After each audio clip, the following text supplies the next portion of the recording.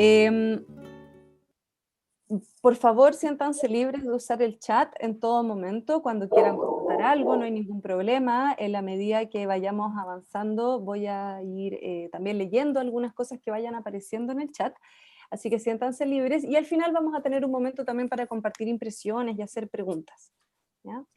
Esas son más o menos como las reglas del juego a nivel general. Y también contarles que estamos grabando esta sesión, ¿ya? Para que sepan, porque usualmente después subimos los encuentros a nuestro YouTube, para que después podamos seguir viendo y difundiendo, obviamente, los pensamientos, y las ideas, y las personas, y todas esas cosas, y las caras también.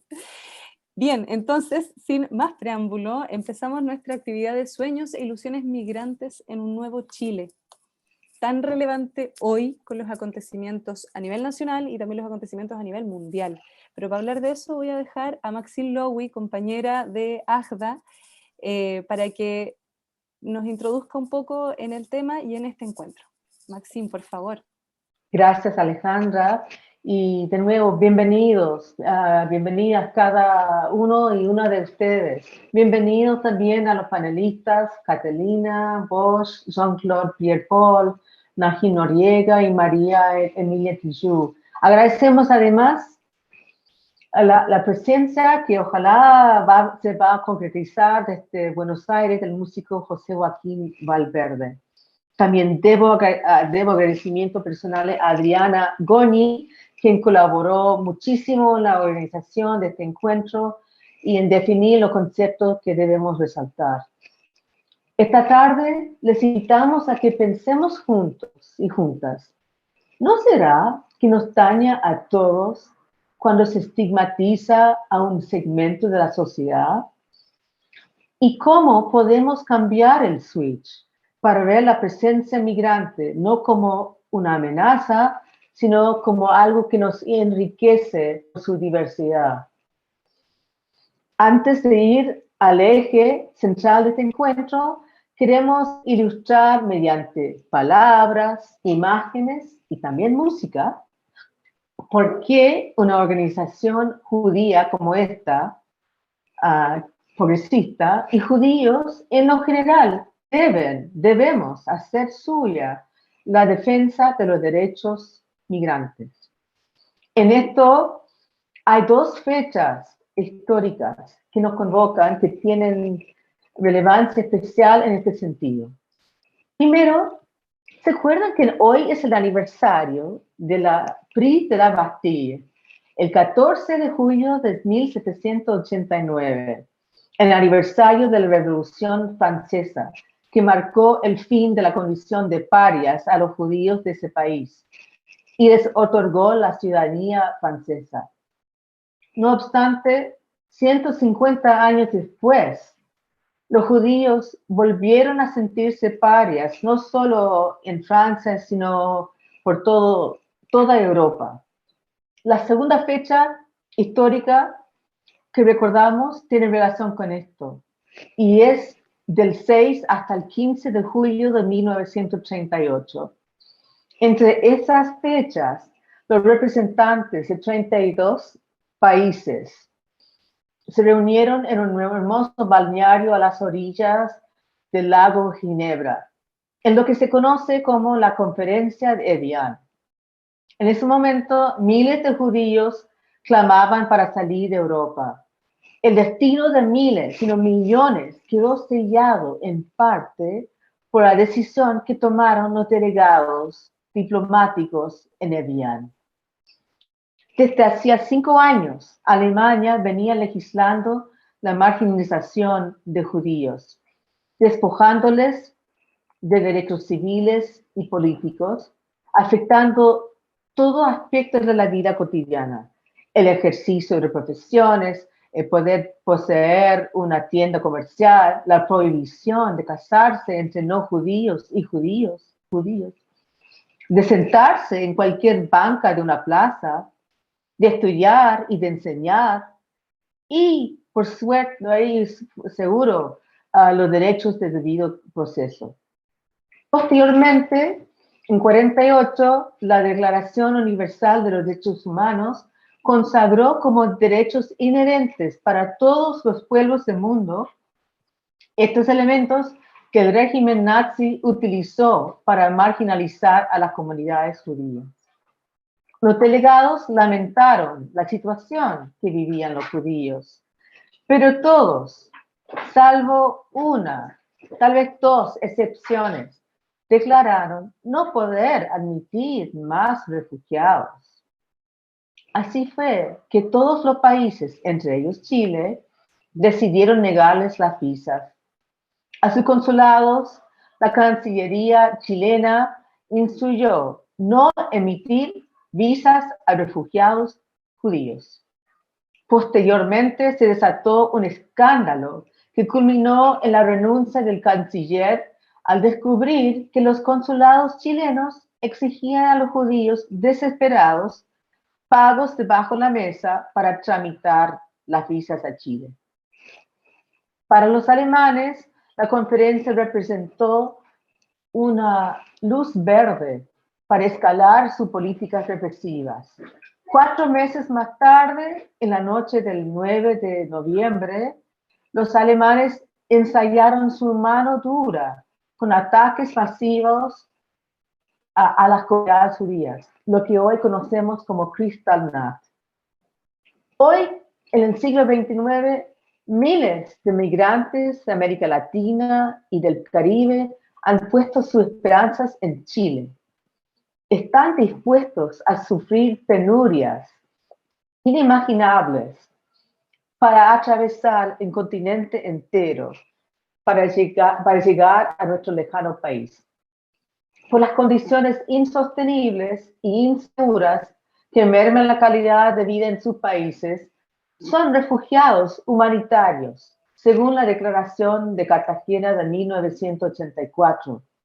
Y la Declaración Universal de Derechos Humanos reconoce el derecho de las personas de buscar mejores horizontes más allá de las fronteras de su propio país. La presencia migrante en Chile ha puesto en prueba la base ética y humanitaria de nuestro país. Reiteradas expresiones de parte del propio mandatario y de voceros del Ministerio del Interior y Seguridad Pública de ordenar las casas, proteger nuestras fronteras, hacer frente a los delincuentes extranjeros, distinguir entre migrantes buenos y malos, son 2 citas, no los inventé uno, han aportado a criminalizar a los migrantes. Y esto se masificó por los medios de comunicación, sembrando sospechas y resentimientos. Junto a esto, el gobierno instauró prácticas y políticas discriminatorias que niegan la visa específicamente a venezolanos y a haitianos. Y hay demoras excesivas en los trámites para permisos temporales y que son el primer paso para conseguir un carnet.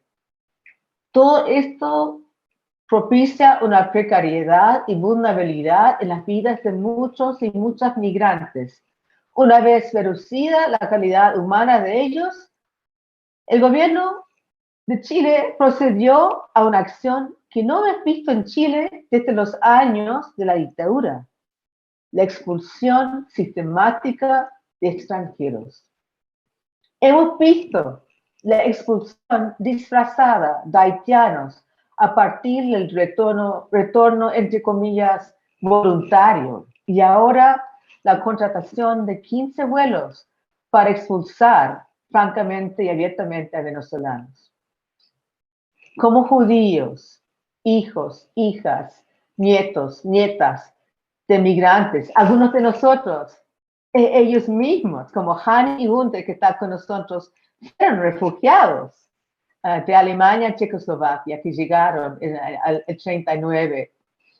Como personas de ética también, no nos podemos quedar callados ni indiferentes. Así que eso les quiero plantear y ahora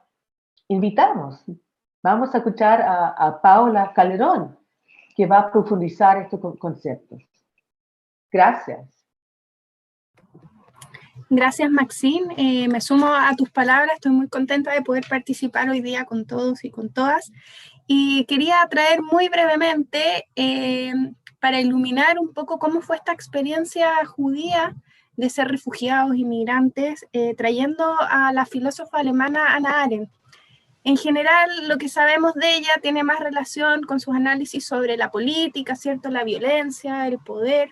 Y es interesante abordar también su propia experiencia como una mujer judía que vivió ella misma el ser refugiada. Y quizás desde poder estudiar su propia vida nos puede iluminar al presente algunos hechos que se siguen repitiendo en la historia.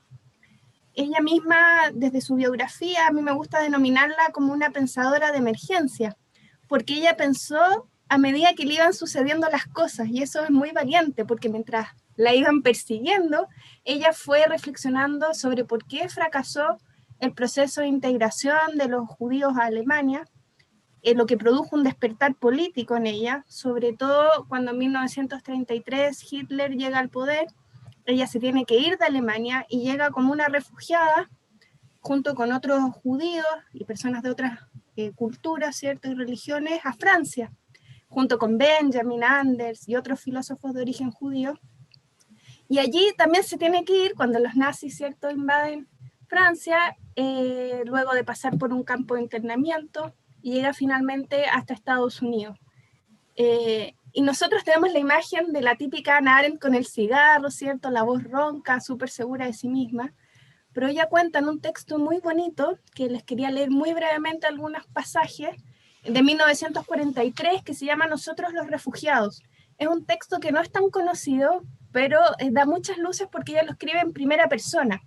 Esto lo publica en un diario de judíos de habla alemana en Nueva York, cuando todavía ella no era conocida, sino que recién llegó como una inmigrante, tratando de aprender el idioma y de incorporarse, ¿cierto?, a la vida en Estados Unidos. Así que les voy a leer muy cortito unos fragmentos que creo que pueden ser interesantes. Nos dice ella entonces en el texto Nosotros los refugiados, que lo escribe en 1943. Perdimos nuestro hogar, es decir, la cotidianeidad de la vida familiar. Perdimos nuestra ocupación, es decir, la confianza de ser útiles en este mundo. Perdimos nuestra lengua, es decir, la naturalidad de las reacciones, la simplicidad de los gestos, la sencilla expresión de los sentimientos. Dejamos a nuestros parientes en los guetos polacos y nuestros mejores amigos han sido asesinados en campos de concentración, lo que equivale a la ruptura de nuestras vidas privadas. Para olvidar más eficazmente, preferimos evitar cualquier alusión a los campos de concentración o de internamiento que conocimos en casi todos los países europeos. Podría interpretarse como pesimismo o falta de confianza en la nueva patria estadounidense. Además, ¿cuántas veces nos han dicho que a nadie le gusta escuchar todo esto? Y más adelante agrega, hubo un tiempo en el que éramos personas por quienes la gente se interesaba. Teníamos amigos que nos querían e incluso éramos conocidos de los caseros como personas que pagaban regularmente su alquiler. Hubo un tiempo en el que podíamos comprar nuestra comida y montar en el metro sin que nos llamaran indeseables. Nos hemos vuelto un poco histéricos desde que los chicos de la prensa empezaron a detectarnos y a decirnos públicamente que dejáramos de ser desagradables al comprar la leche y el pan. Nos preguntamos, ¿cómo es posible hacerlo? Somos ya tan condenadamente cuidadosos en cada aspecto de nuestra vida cotidiana para evitar que nadie adivine quiénes somos, qué clase de pasaporte tenemos, dónde se rellenaron nuestros certificados de nacimiento y que no le gustábamos a Hitler. Hacemos todo lo que podemos para encajar en la vida estadounidense, en un mundo donde tienes que ser políticamente circunspecto cuando vas a hacer la compra. Sin embargo, aquí nadie sabe quién soy. Y finaliza este texto diciendo lo siguiente. Aquellos pocos refugiados que insisten en contar su verdad, aún a riesgo de caer en la inconveniencia, obtienen a cambio de su impopularidad una inapreciable ventaja. La historia deja de ser para ellos un libro cerrado y la política no es ya el privilegio de los gentiles. Saben que la proscripción del pueblo judío en Europa ha ido seguida a poca distancia de la proscripción de la mayoría de las naciones. Los refugiados empujados de país en país representan la vanguardia de sus pueblos y conservan su identidad. Por primera vez en la historia judía no va por separado, sino que va ligada a la de todas las demás naciones. El entendimiento entre los pueblos europeos se hizo añico cuándo y por qué permitió que sus miembros más débiles fueran excluidos y perseguidos. Este texto se relaciona bastante, creo, con lo que dijo Maxine en un principio, de por qué creo yo que como judíos tenemos la responsabilidad de elevar nuestra voz, ¿cierto?, frente a lo que pasa hoy en día con refugiados, inmigrantes, y la situación que pasa en el país. Nosotros mismos lo vivimos a través de nuestros padres, abuelos, o como dice Maxine, de miembros incluso de AJDA, y Aren lo dice ella misma, ¿cierto? Cómo la prensa los trata, cómo tiene que silenciar sus historias, el miedo que tienen, y eso podemos ver que se sigue repitiendo hasta nuestros días. Y para finalizar, para dar obviamente el tiempo a los invitados, Aren al final de sus días vuelve, ¿cierto?, a retomar este tema de los refugiados, los inmigrantes, en su libro Pensamiento y Juicio, Responsabilidad y Juicio, y nos dice cómo el siglo XX ha dado luz a una nueva categoría de personas que son auténticos marginados, que no pertenecen a ninguna comunidad internacionalmente reconocida, los refugiados y los apátridas, que ciertamente no pueden considerarse políticamente responsables de nada. Y esto es bien interesante porque Aren hace todo un análisis de lo que significa la responsabilidad política, donde todos nosotros, al ser ciudadanos de un Estado-nación, tenemos esa responsabilidad. De alguna manera el Estado-nación nos da los derechos de ciudadanía y la protección, y nosotros a cambio somos responsables incluso de decisiones donde no ha intervenido nuestra iniciativa. Tenemos formas de protestar si no estamos de acuerdo, pero existe una cierta responsabilidad igual hacia ese Estado-nación. Sin embargo, Aren es clara en decir que los parias, refugiados y apátridas son los inocentes absolutos, quedan fuera de la humanidad como un todo. Es decir, al no tener la protección del Estado-nación, tampoco se les puede exigir ser responsables de ese Estado, porque quedan finalmente fuera de toda posibilidad de participar de una comunidad política organizada. Lo que claramente después de la historia que vivió el pueblo judío, sabemos las consecuencias que puede traer cuando un pueblo, un grupo, una clase queda en los márgenes de una sociedad. De ahí que Aren, en su libro Los orígenes del totalitarismo, dijera su célebre frase, el derecho a tener derechos. Y ella lo señala, ¿cierto?, después del Holocausto, y cuando los derechos humanos recién están siendo escritos, el derecho de todo pueblo, grupo, a tener derechos, ¿cierto?, que hasta el día de hoy nos parece algo tan obvio, pero que sin embargo sigue sin poder establecerse para todos los grupos o personas.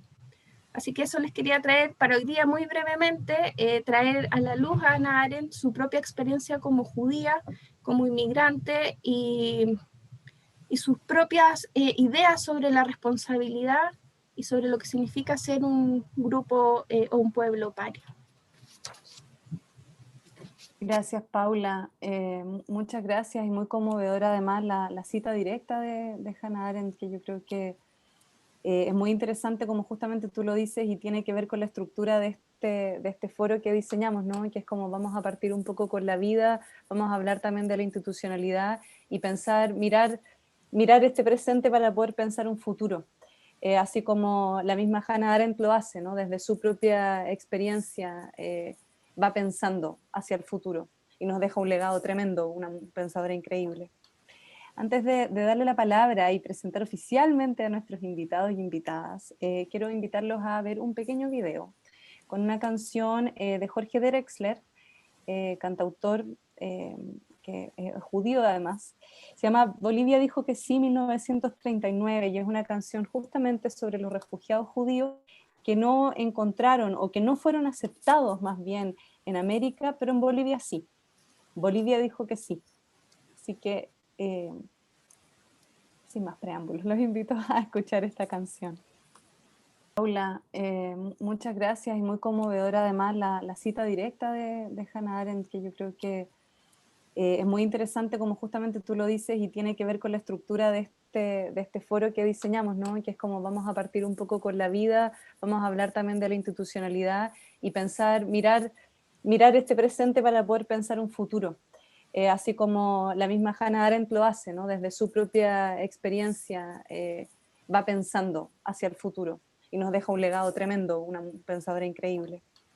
Antes de darle la palabra y presentar oficialmente a nuestros invitados y invitadas, quiero invitarlos a ver un pequeño video con una canción de Jorge Drexler, cantautor que es judío además. Se llama Bolivia dijo que sí, 1939, y es una canción justamente sobre los refugiados judíos que no encontraron o que no fueron aceptados más bien en América, pero en Bolivia sí. Bolivia dijo que sí. Así que, sin más preámbulos, los invito a escuchar esta canción.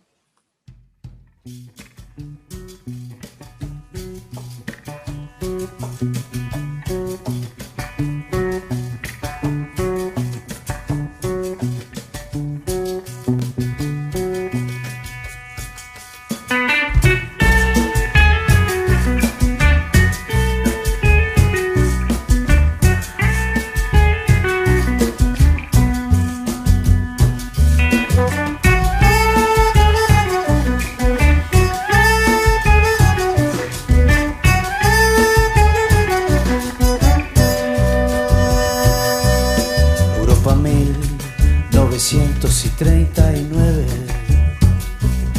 todos decían que no en las cancillerías. Años de guerra caliente, varios años antes de la Guerra Fría. Todos decían que no cuando dijo que sí Bolivia. Berlín era un nido de ratas, el paladín de la bravata gritaba, llenaba estadios. Un árido erial de desvarío, árido erial de desvarío, Las puertas se iban cerrando, el tiempo colgaba de un pelo, y aquel niño en los brazos de mis abuelos. El pánico era evidente, todo lo presagiaba. El miedo ganaba cauce, abría fauces, vociferaba. Y entonces llegó del frío, en pleno glaciar hiriente, una insólita vertiente de agua tibia. Oh, todos decían que no cuando dijo que sí Bolivia.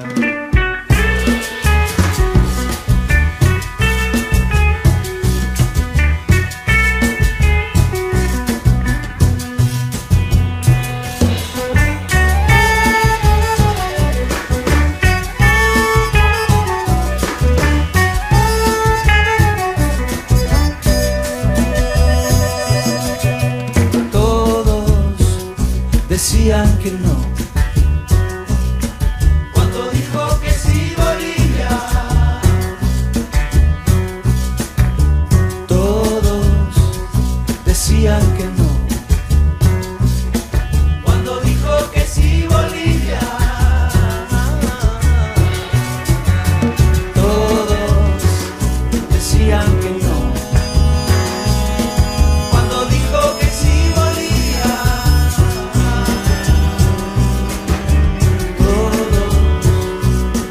Que no, cuando dijo que sí Bolivia. Bien, bueno, después de este... porque llora, porque... Se me coló otro video de Ajba, lo siento, pero un Víctor Jara que nunca sobra, así que lo siento. Bueno, después de esta canción, que no solo el contenido, su ritmo, es muy interesante lo que pasa, ¿no? Nos dan ganas de movernos, y ojalá también nos den ganas de movernos por lo que mostraban las imágenes, por lo que mostraba esa información. Ojalá nos interpele también, es la idea, y justamente para eso están aquí nuestros invitados y invitadas, a quienes paso a presentar.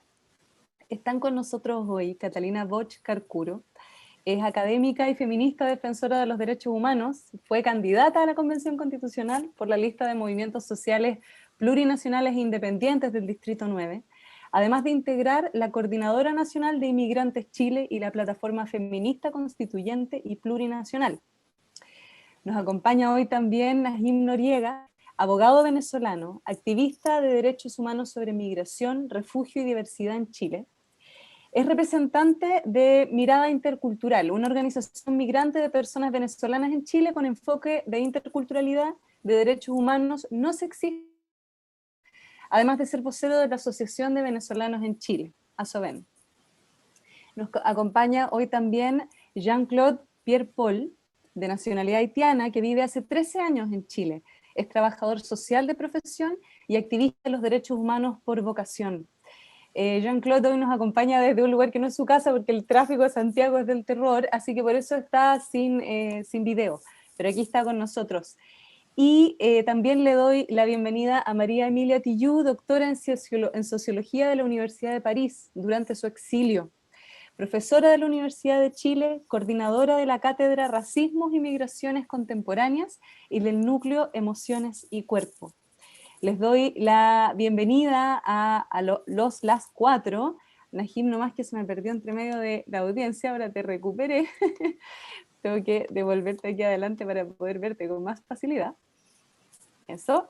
Les doy la bienvenida nuevamente, les agradezco su presencia acá con nosotros en AJDA, muy importante. Y así como partió la Paula, nosotros vamos a partir la Paula hablando de Hannah Arendt, ¿cierto? Nosotros vamos a partir por un lugar similar. Vamos a partir desde la propia historia. Entonces voy a Catalina, a Najim y a Jean-Claude como migrantes, como personas migrantes en este país, que nos cuenten un poco, bajo la mirada y bajo la idea de que para poder quebrar la estigmatización que ha ocurrido a nivel social, a nivel institucional también, y luego vamos a hablar de eso, de las personas migrantes, sobre la migrancia que nos convoca hoy, creemos que lo más importante es poder conocer las historias de cerca. Entender que somos tan iguales como humanos que somos, simplemente, ¿cierto? ¿Y qué pasó? ¿Qué hay detrás de estas migrancias? Y me gustaría que nos cuenten brevemente cada uno, pueden presentarse, no, ni tan brevemente tampoco, pero sí que nos cuenten de dónde vienen, por qué dejaron su país, qué fue lo que las impulsó a migrar, y cuando llegaron a Chile, ¿con qué se encontraron? ¿Qué esperaban? ¿Qué encontraron en Chile? Son muchas preguntas, pero finalmente que nos cuenten un poquito de su historia. Así que voy a partir con Catalina para partir con una mirada femenina el día de hoy. Gracias, Catalina, por favor. Sí, gracias, Alejandra. Y también quiero agradecer a la agrupación por la invitación, por dar este espacio de reflexión. Me siento muy honrada, además porque homenajeamos a través de estos espacios la memoria de Diana Arón, que tiene una significación muy importante para quienes creemos en una sociedad y en un mundo mejor, más justo, con mayor dignidad. Así que en su memoria agradezco muchísimo esta posibilidad, y también muy honrada de que este espacio sea construido desde personas que significan de una manera especial sus historias de migración y refugio. Eso me parece muy importante, ¿no? Es desde las historias que tenemos en común, de nosotros y nosotras mismas, o de nuestros padres, abuelos, abuelas, que estamos hoy día conversando acá, y esa es la primera invitación, que ojalá no se trate de que hablemos de esos otros migrantes, sino que hablemos de nosotros y nosotras, porque todos en algún lugar hemos sido migrantes, ya sea en nuestra propia carne o a través de otras que hace muy poco tiempo, hace mucho tiempo atrás, se tuvieron o decidieron trasladarse de un lugar a otro. Y esa es mi historia también. Yo, como buena latinoamericana, soy parte de una gran cantidad que no tuvo la posibilidad de ser pueblo originario, aunque los pueblos originarios sabemos que también migraron desde otros lugares, pero soy fruto de migrantes europeos que llegaron a América a comienzos del siglo XX, fines del XIX, comienzos del siglo XX, como se dice de manera coloquial, con una mano por delante y otra por detrás. Así como hoy día los latinoamericanos viajamos de un lugar a otro, como la migración sur-sur, ¿cierto? Hace un poco más de un siglo eran de Europa quienes llegaban a América en esas condiciones. Claro, que hay que decir que en general América les recibía con los brazos abiertos, en una política de, desde la lógica colonial y neocolonial, de abrazar lo que representaba la población europea en términos raciales, en términos de racionalidad, de ilustración, pero en lo concreto llegaron a América porque la estaban pasando muy mal y llegaron una parte al Caribe, que es mi familia paterna, y una parte al sur de América, que es mi familia materna. Los del Caribe llegaron desde Cataluña y Asturias, y los del sur llegaron desde el sur de Italia. Y bueno, ya aquí en América también se produjeron migraciones y refugios, porque mi abuelo fue un opositor a la dictadura de Trujillo en República Dominicana y por eso tuvo que huir por toda América Latina, escapando de la muerte porque le amenazaba muy de cerca.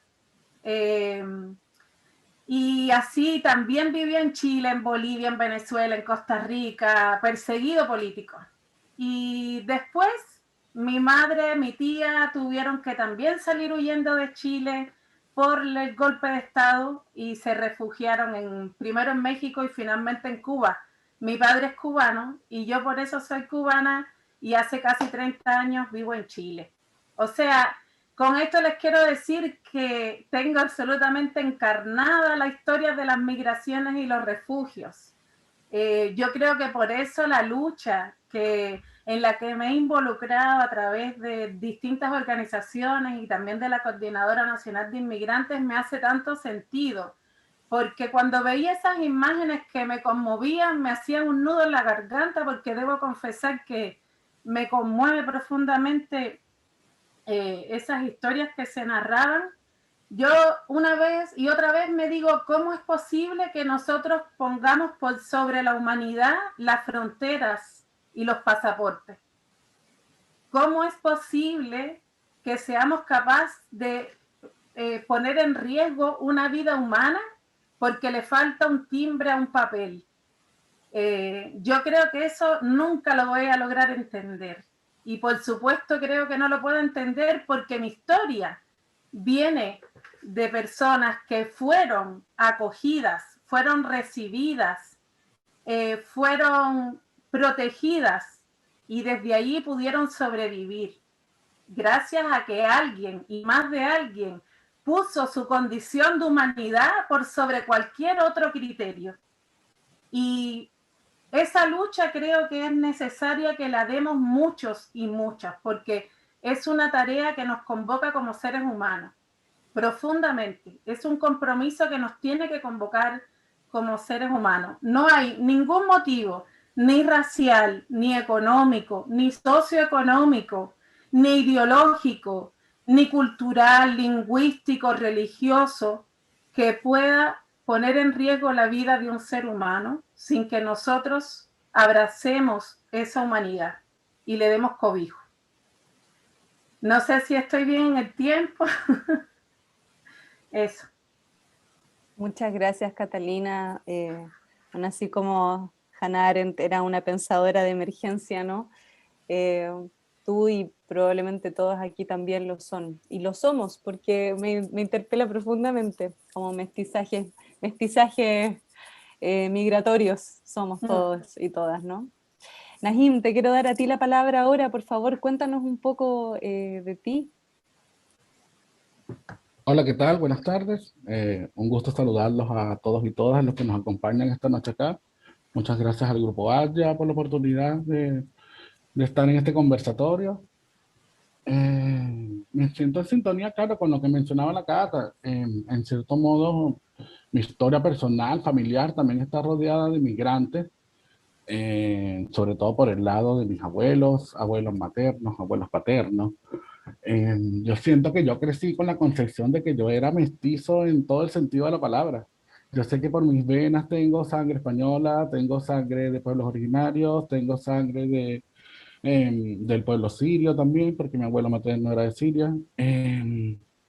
Entonces, la verdad, como que yo crecí con con esa visión bien amplia. Venezuela fue un país de recepción de migrantes por muchos años. Entonces yo crecí en un medio que era muy rica en esa diversidad. En mi edificio parecía la ONU, era la Torre de Babel, así. Yo tenía vecinos argentinos, colombianos, chilenos.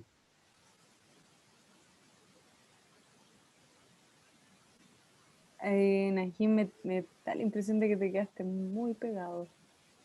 No soy yo nomás, ¿no? No, no soy solo yo. Entonces, Najim, te perdimos unos minutitos. ahora, a ver, Ah, ahora sí. Ahora sí, nos quedamos en la ONU, en el edificio de la ONU. el edificio de la ONU. Claro, lo mencionaba desde el punto de vista de que había muchas nacionalidades en el mismo, o sea, tanto latinoamericanas como desde Europa. Yo crecí rodeado de esa diversidad, de esa riqueza. Eso me hizo sentir mucho apetito por recorrer el mundo, por conocer otros países, por explorar. Eh, yo me fui de Venezuela hace más de 12 años. Yo realmente no me fui de Venezuela motivado quizás por las razones generales que tienen los venezolanos que llegan hoy a pie por la frontera. Este, quizás por eso mi historia no es tan traumante, pero sin embargo siento en carne propia el trauma que viven mis compatriotas por la situación actual. Llevamos más de 4 fallecidos solo en lo que va de este último periodo a pie entrando a pie, tratando de entrar por los pasos no habilitados, por el desierto. Entonces, por eso lucho, por eso trabajo, por eso trato de hacer servicio, digamos, activismo por la colectividad migrante. Este, bueno, mira, la verdad, para mí este es mi segundo destino. Yo viví 3 años en Buenos Aires antes de vivir acá en Chile. Por amor, me enamoré, me hice una pareja acá en Chile y nos vinimos para acá. Y acá me establecí en el sur de Chile. Viví en Chiloé por aproximadamente 4 años. Hasta que, bueno, se motivaron ciertos cambios y me tuve que venir acá a Santiago. Y vi, o sea, vi cómo fue el cambio en cuanto a la migración venezolana, cómo creció de un momento a otro. En 2 años pasamos de yo ser el único venezolano que me sentía el centro de atracción de los chilenos, porque ya no era común que escucharan el acento, siempre me confundían, o era cubano, o era colombiano, o era... em, claro, a ver que comenzamos a hacer una carga, porque ya no eres el migrante simpático, ya están llegando los venezolanos, ya están llegando muchos, ya están llegando en condiciones más paupérrimas y es un tema. Y es lamentable sentirlo así, es lamentable verlo así con la gente de uno, es lamentable entender que, bueno, que después de sacrificar de todo este tiempo, todos estos años para que se ha tratado de esta manera y menos viniendo de un país que justamente es todo lo contrario con la migración, así nosotros lo entendemos de otra manera. Entonces, para nosotros, claro, el choque fue mucho peor. Creo que las expectativas que se tenían sobre Chile eran altas, puesto que Chile se vende en el extranjero muy bien además. Entonces, Chile se vendía como próximo país desarrollado, que tiene todos los problemas resueltos. O sea, ¿cómo no es posible que, bueno, vamos para allá y se supone que nos van a recibir y nos van a tratar bien? Además, tuvimos, pues, no sé, desde el presidente viviendo en la frontera, los venezolanos nombrando una supuesta visa de responsabilidad democrática que nunca cumplió su cometido, que al contrario, fue una forma de trancar el acceso de los venezolanos que estaban llegando por vías ordinarias, que era entrar como turista y luego regularizar tu situación. Y empezaron a soltar una especie de visa consular, la cual nunca entregaron, nunca cumplieron. Por darte algunas cifras, solo durante el último año se cancelaron sin ningún motivo más de 100.000 solicitudes de esa visa. Estas visas muchas veces son por reunificación familiar, visas profesionales, visas de trabajo. Y nada, fueron casos que no fueron reconocidos y yo creo que esa misma presión y situación es la que hace que se agrave toda esta situación de la frontera y bueno, que es lo que nos trae a esta conversación que estamos acá hoy, las expulsiones masivas eh, y, y bueno, lo que hemos visto últimamente. Gracias, Najim. Sí, de todas maneras, ¿no? De todas maneras, interesante también lo que mencionas, ¿no? Como sobre cómo cambia la percepción desde cuando eres solo tú y luego la masificación de la migrancia, pero eso es interesante como tema, y también para interpelarnos, ¿no? A los nacionales, a quienes hemos estado aquí, no hemos migrado en vida actual, digamos, en este momento. Jean-Claude, te quiero pedir a ti ahora, por favor, la palabra para que nos cuentes un poco de tu propia historia y también qué te pasó cuando llegaste a Chile, cómo fue migrar. Voy a intentar, no sé si me logran ver desde Sí, donde estoy, porque súper. venía de cultura, un taco tremendo, tuve que buscar un lugar donde podía participar en ese pequeño espacio. Bueno, como los compañeros ya mencionaron, hay ciertas cosas que yo no puedo afirmar. Eh, Fuimos migrantes no deseados o migrantes desde nuestra existencia en América. Son migrantes que nunca deseamos dejar África para venir a América.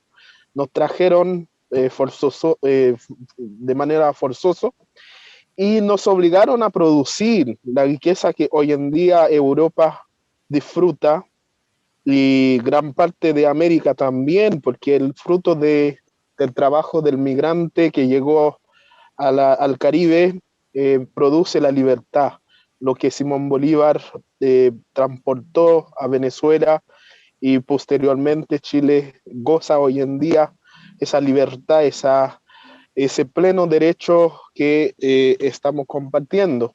Entonces, no podría decir que veníamos de Europa, que fuimos esos migrantes que nos pusieron en un barco, nos trataban menos que un ser humano y bueno, no había posibilidad en ese espacio a menos que impusiéramos algunas normas para que la sociedad entendiera que aquí vive otro tipo de persona. Entonces, desde ahí, la lucha por los derechos humanos de la persona en América para nosotros que fueron esclavos, nuestros antepasados que fueron marginalizados de todo lo que es la sociedad, empezó porque hay ciertas cosas que parece que no pertenece a este grupo, ¿sí? Y qué bueno poder hablar de eso en ese día, en un día tan importante para recordar lo que fue la Revolución Francesa, que nació en el Caribe gracias a la revolución de los esclavos que empezaron a huir de las montañas para exigir un mejor trato. Y eso me da esperanza que hoy en día va a haber un mejor trato en Chile porque estamos en un proceso constituyente que puede dar luz a una nueva generación, una nueva posibilidad de posicionar la sociedad, posicionar las personas que viven dentro del territorio. Pero lo que me impulsó a venir a vivir a Chile es porque lamentablemente vivimos en un país que desde 1803, después de la independencia, no tiene estabilidad. Y uno de los países que se prometió estabilizar a Haití fue Chile en 2004 a través de Juan Valdés en la comisión de la MINUSTAH que propuso que iba a estabilizar porque sus países eran ordenados y nos fueron a ordenar. Ahí empezamos a conocer lo que es Chile, lo que es Brasil, Colombia. Y ahí nos trajeron ciertas cosas bien complejas también a la isla. Hoy en día en la isla tenemos más de 200 niños apátridas que no tienen papás, hijos de MINUSTAH lo llaman en mi país, mujeres que fueron violadas a través de la MINUSTAH y también hay soldados chilenos involucrados, pero el Estado de Chile nunca fue capaz de darle derecho a estas mujeres. Por esos motivos muchos de nosotros salimos del país a ver qué tan ordenados son los chilenos que nos vienen a ordenar, que nos vienen a enseñar, que nos vienen a educar, que nos vienen a abrir el camino, porque no sabíamos dónde está el camino. Y ahí nos encontramos con el tremendo rechazo, el rechazo al ser humano, el rechazo a la vida, el rechazo a personas que lamentablemente tuvieron que huir porque lo que le prometieron, abrirle el camino, ordenar su casa, desordenó más porque violaron a sus hijos, violaron a sus mujeres, violaron a sus hermanas, a sus primas, a sus primos. Porque ahí tuvimos que tomar la decisión de salir del país y lamentablemente ha sido una ilusión para varios, como la familia de Maús, la familia de Joan Florvid, de la BBK Pierre, de Moniz, de Lalan. Entonces ha sido una ilusión porque pensábamos aquí íbamos a ser personas. Aquí por lo menos iban a conocernos como personas, cosa que no fue. Fue lo que dijo el ex ministro de Interior. La migración haitiana, la migración no lo deseaban. ¿Por qué? Porque según él no aportaba nada, pero me pregunto, ¿quién en una sociedad no aporta?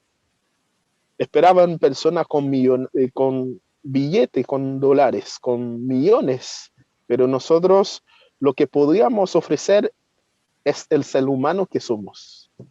Más allá de lo que podemos poseer como persona, como ser humano, queríamos ofrecerle nuestra cara para que vieran la persona que fueron a ayudar, que le dejan en la ruina, que hoy en día no podemos volver a nuestro territorio, no podemos volver a nuestro país, que sus antepasados que llegaron después de Europa esclavizaban en la lavadera de oro, en la producción de café, del cacao, del azúcar, y ahí estamos, los hijos, los bisnietos de estos esclavos.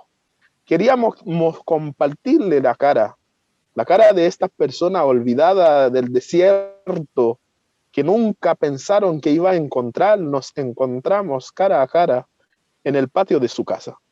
Y ahí vuelve una situación incómoda para la sociedad chilena. ¿Por qué? Porque su sueño de ser europeo, de persona, no sé, entre paréntesis de alta clase, le deja esa franja para reflexionar, para volver a poner en una pregunta sobre de dónde venimos, por qué estamos aquí.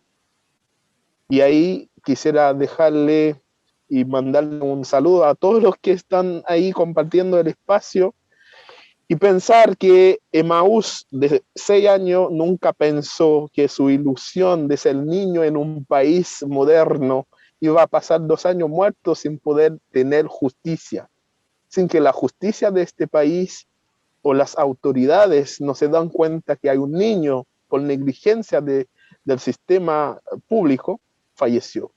Muchísimas gracias. Gracias, Jean-Claude, y gracias también por la interpelación y por la provocación. Creo que planteas cosas tremendamente interesantes y importantes de recordar. Además que quisiera ahí sumar, hace poco, voy a ser fui muy ignorante respecto a la historia de Haití, pero es un país que vale la pena además estudiar su historia y somos tan ignorantes en Chile, ¿no? de las historias de los demás países que nos rodean, de Latinoamérica. Gracias también por presentar el tema de la esclavitud, que creo que es tremendamente importante, y las migraciones forzosas, que muchas veces son los pilares que sostienen una sociedad. Sin embargo, la misma sociedad es la que como decía la Paula, ¿no? El trato a los marginados, marginaliza a aquellas personas que son justamente quienes sostienen una sociedad, y creo que eso es tremendamente importante recordarlo y accionar desde ese pensamiento crítico. Y tomando las palabras de Jean-Claude, me voy a ir a María Emilia para hablar un poco de la institucionalidad, a propósito de lo que decía Jean-Claude, ¿no? Como de la responsabilidad judicial, de la responsabilidad estructural, de la responsabilidad institucional en Chile. ¿Y cuál es el vínculo con la migrancia? ¿Cuáles han sido las políticas públicas que han institucionalizado el racismo, la discriminación, la estigmatización de los y las migrantes? ¿Cómo ves tú la relación entre institucionalidad y migrancia, María Emilia, por favor? Bueno, en primer lugar, muchas gracias por la invitación. Qué alegría encontrarme con ustedes. Hay muchos amigos y amigas aquí en estos cuadritos a los que nos hemos habituado. Qué bueno hablar después de Jean-Claude Pierre-Paul, gran amigo, gran compañero de trabajo. También hemos estado juntos en proyectos, trabajamos juntos también. ¿Cómo no comenzar con el rostro de Diana Arón, ¿no? Para recordar que el fascismo está presente, ¿no? Que lo que acaba de decir Jean-Claude, efectivamente, intentamos juntos, ¿no?, con otros compañeros más, que el Estado chileno respondiera ante las violaciones de las mujeres haitianas, cuyos hijos fueron otros más y tantos más de los guachos. Lo digo entre comillas y subrayado intencionalmente, porque creo que quiero seguir provocando. No podría ser de otro modo. Ustedes ya han dicho muchas cosas antes, en realidad. ¿Quién soy yo para hablar de la migración? Jamás a mí me harán el daño que le están haciendo a ellos y a ellas. Jamás. Por eso no puedo comparar el exilio con la migración, porque jamás me dañaron así, de ese modo. Pasé momentos feos, pero nunca, jamás. Lo que ha pasado Joan, Moniz, Henri Joseph, bueno, entre los tantos nombres que entregó Jean-Claude, la gente que ha llegado de Venezuela actualmente por el norte con sus pies amputados, familias con pies amputados, niños, niñas, ¿no?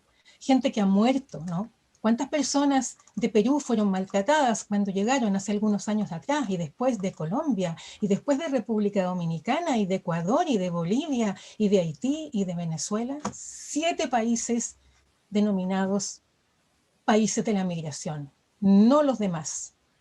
Los demás no son llamados migrantes, no son denominados con ese concepto que contiene al racismo. Entonces sí, un poquito voy a hablar de las instituciones para decir que el Estado chileno, los estados, ¿no?, siguiendo a Foucault, son racistas, ¿no?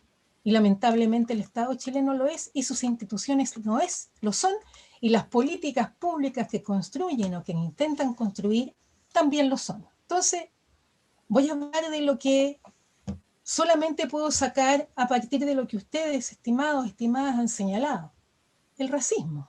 Y por eso me interesa trabajar esto, ¿no? Un sistema de dominación contiene una ideología, postula la idea de razas todavía, de una desigualdad terrible, porque es una desigualdad naturalizada, que está allí para justificar, para facilitar la superexplotación. Hoy día trata de personas migrantes en todo Chile, y que no se ve. Porque ¿quién se va a atrever de aquellas y aquellas personas que están hoy día trabajando, sobre todo en el mundo agrícola? Hace poquitos días salió una declaración en que los dueños de predios reclaman que no tienen mano de obra migrante porque han cerrado las fronteras, ¿no? Entonces, tal como en la esclavitud, como lo señaló Jean-Claude, el racismo se observa en el trabajo destinado a personas migrantes y a sus descendientes. Es decir, no solamente a quienes llegan en condición migratoria, sino también a sus hijos y a sus hijas que siguen con esa marca terrible, que los sigue colocando en un lugar de deshumanización. Efectivamente sabemos, ¿no?, que el racismo no es nuevo, y estamos en un lugar donde todo el mundo lo sabe. Escuchamos la canción de Drexler y vimos también las imágenes que allí estaban y desfilaban, ¿no? Considerar a un ser humano como una cosa, como un objeto, como algo que es productivo para construir desde jabones hasta cojines. Ese sufrimiento terrible del Holocausto pensamos que se terminaba cuando la UNESCO decidió que ya no se hablaba más de racismo, y que se hablaba no de raza, sino de etnia, que es la misma cuestión, es la misma brutalidad, ¿no? Porque ¿cómo podríamos entender entonces las miradas de asco contra la Elisa Leoncón hoy día, ¿no?, por parte de los dominantes que hacen parte, lamentablemente están ahí sentados en esa misma sala? Entonces, vamos a ver que eso que se hizo en el siglo, a principios, o sea, en el siglo XX, antropólogos, sociólogos, especialistas de la genética, se reunieron para demostrar por iniciativa de la ONU, ¿no?, que no se podía seguir hablando de racismo. Pero estuvo el apartheid, siguió el odio en Estados Unidos, hasta el día de hoy siguen asesinando a personas por su color. Entonces, efectivamente estamos frente a un problema grave. Y yo creo que una de las maneras en que hay que enfrentar esto, tal como lo hace Jean-Claude con la historia de Haití, Una historia de Haití, sí, estimada, efectivamente en Chile no se enseña la historia de nuestros pueblos. Más aprendimos sobre las reinas, los reyes y cosas como esa cuando éramos chicos, pero no necesariamente que Haití es el primer país que va a abolir la esclavitud, ¿no? Tampoco nos enseñaron del sufrimiento de familias judías, de mujeres, hombres, niños y niñas, ¿no? Que fueron destrozados por sistemas políticos. Por lo tanto, sí, la institucionalidad tiene efectivamente que mirarse a sí misma, ¿no? Y por lo tanto sí tenemos la esperanza de que una nueva constitución pueda, ¿no?, enfrentar estas cuestiones con una ley migratoria que no es una ley migratoria, es simplemente un sistema de control de extranjería, porque además ignora a los migrantes chilenos que están fuera de Chile y que si quisieran tener, ¿no?, algún tipo de retorno y una posibilidad de apoyar al país, ni siquiera están nombrados en esa ley, así que no me vengan a hablar de ley migratoria. Es una ley racista, aunque se siga enojando conmigo el señor Belolio y los demás que lo acompañan, que han realmente construido una verdadera infamia. En ese sentido, sí, vamos a decir algunas cosas que, si yo lo digo sociológicamente, tenemos que tomar de nuevo el concepto raza, no solamente dejarlo de lado y ver qué es lo que oculta. Porque sí, efectivamente, en la Constitución del Estado-Nación chileno se trajo a colonos a Chile, ¿no? Pensemos bien en quién fue Vicente Pérez Rosales, en quién fue Nicolás Palacios y todos quienes les acompañaron para traer a Chile quienes venían a poblar los territorios del sur y a mejorar la raza. Por eso que hoy día a las personas migrantes que se les califica como indeseables, se ha dicho en más de una ocasión que a diferencia de lo que ocurrió con esa Constitución de Estado-Nación chileno que buscaba el desarrollo de la europea y por lo tanto el desarrollo blanco, ¿no?, de una supremacía blanca, no de cualquier europeo y europea tampoco, sino que de los dominantes fundamentalmente hombres, ¿no?, lo que querían era esa suerte de igualación o allegamiento a lo blanco, ¿no?, que chilenos y chilenas siguen pensando en lo más profundo de sí mismos cuando en los censos se consideran como blancos o blancas, ¿no? Y efectivamente, ¿qué es lo que ocurrió? El hecho de mejorar la raza implicó poblar los territorios del sur, implicó un proceso terrible como el de la pacificación de la Araucanía, ¿no?, que a cuánta gente mutiló por el sur. Y por el norte, no olvidemos también el proceso de chilenización que asesinó a tantos peruanos y bolivianos después de la Guerra del Pacífico. Entonces no es raro que hoy día se mire mal a una persona peruana. No es raro que se diga indio despectivamente, como se le ha dicho a Elisa Lancón estos últimos días, ¿no?, o a la Machi Lenconao, o a qué sé yo, a cuántas más y cuántos más colegas, amigos, estudiantes maltratados por su origen. Entonces, efectivamente, yo pienso que las palabras de quienes hablaron antes de mí, lo que contó Catalina, lo que contó Najim, lo que contó Jean-Claude, son cuestiones que debemos colocar al centro de nuestras mesas. Y la única manera de hacerlo, a mi modo de ver, es que nosotros, chilenos, chilenas, hagamos un ejercicio, ¿no?, de autoanálisis, ¿no?, de introspección, para mirarnos al espejo y buscar quiénes somos, cómo son nuestros pómulos, de qué color es nuestro cabello, es crespo, no es crespo, cuánto medimos y de dónde venimos, y pensar que efectivamente el que no se le haya dado ni un escaño reservado al pueblo tribal afrochileno nos deja muy mal, porque hubo esclavitud en Chile, hay descendientes de esclavos en este país, y efectivamente también hubo personas que lucharon por la independencia de este país y después fueron masacrados. No olvidemos lo que es la Laguna de los Negros en Concepción y lo que ocurrió con ellos. Entonces hay que pellizcar la historia, ¿no?, para poder pensar hoy día lo que ocurre en la actualidad. Y sí, instituciones, ¿cómo son tratadas las personas en los centros de salud? Eso es un trabajo donde investigamos junto con Jean-Claude, que está acá. ¿Qué se les dice a las mujeres haitianas que no tienen apego, que no saben amamantar, que no tienen idea cómo educar a un niño y que efectivamente hay que enseñarles porque no saben hacer las cosas? ¿Qué se le dice a una mujer venezolana cuando reclama? Es que reclama mucho, habla demasiado, todo el tiempo está reclamando. ¿O a una mujer colombiana? ¿Qué se le dice a una mujer peruana? ¿A una mujer ecuatoriana? ¿De qué manera se trata en los centros de salud? ¿Quién decide? ¿Quién decide? Para decir cosas tan absurdas, ¿no?, como que hay pieles más duras que otras para inyectar y que no se les encuentra en las venas. Investigación que llevamos a cabo 2 años y la acabamos de terminar, ¿no? O actualmente en el proyecto Anillo, en el que estamos trabajando, en donde cuestiones brutales también se anuncian. Cuidado, con personas que lo dicen, incluso yo podría decir amablemente en la vida cotidiana, pero hay que ir a buscar de dónde viene eso que dicen. Y eso que dicen viene de una historia. El racismo en Chile es histórico y no se ha terminado. Y hoy día está dando la vuelta, pero de una manera brutal, resurge contra el Gualmapu y vuelve a resurgir con brutalidad contra las comunidades migrantes. Entonces, me parece que este es un lugar para hablar de estas cosas, porque en nombre, ¿no?, de las naciones o de la nación se exterminó a millones de personas. En nombre de la pureza de la raza, ¿no? Cuando se dice hoy día en Chile que se está desmejorando. ¿De qué estamos hablando allí? ¿Acaso no hay que ir a leer de nuevo a Walter Benjamin? ¿No hay que examinar lo que dice Hannah Arendt? ¿No hay que volver a Frankfurt para entender qué le ocurrió a la escuela de Frankfurt y por qué? Tuvo que Adorno, Horkheimer, ¿qué les ocurrió en ese momento a los intelectuales judíos, a los artistas, a los pintores, a la gente que tenía un mundo de conocimiento? ¿Quién está detrás de eso? Entonces, solamente para terminar, decirles que pienso que el racismo fragmenta efectivamente a la especie humana. Introduce separaciones brutales, ¿no?, entre las personas. Consigue que haya personas que se sientan algo así superiores a otras porque son más blancas, o porque son más rubias, o porque tienen más estudios, o porque tienen doctorados, porque para presentar, ¿no?, a Elisa se le presenta primero con un doctorado que tiene que ver, y si no lo tuviera no podría estar en el lugar en que está. A mí me parece que esto es muy grave, porque los sentidos comunes no son casuales, se construyen políticamente.